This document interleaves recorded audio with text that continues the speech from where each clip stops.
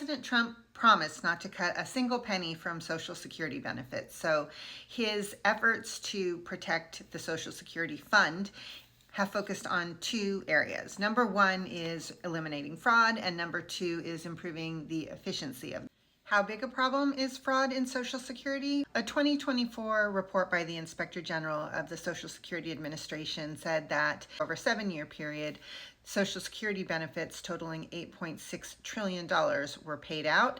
And of that $8.6 trillion, about $71.8 billion, or less than 1%, could be considered improper payments. One interesting thing is that President Trump fired the Inspector General of the Security Administration along with 18 other inspectors general across the government as part of his downsizing. And those are the people whose actual job is to detect and prevent fraud. Two specific actions have been announced so far.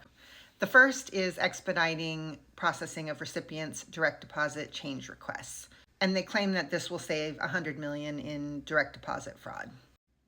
The second concrete action is tightening identity proofing measures. Now, as of March 31st, going to require millions more people to travel to their local Social Security office and interact with the agency in person instead of interacting with them over the phone. So if you can't properly identify yourself using the online My Social Security service, maybe that's because you've moved, so your address has changed. Now you will not be able to do that over the phone. You're going to have to physically go to an office.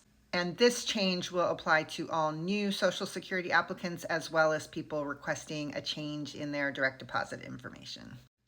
Critics of this policy say it's going to negatively impact older adults in rural areas who may not have internet access. They also may live very far from a Social Security Administration office where they have to appear in person, and they may have disabilities or mobility issues which make that travel very difficult. At the same time, the agency has already announced plans to shutter dozens of Social Security offices and lay off thousands of employees. And in fact, the DOJ website already lists 47 leases that have been terminated for Social Security offices around the country.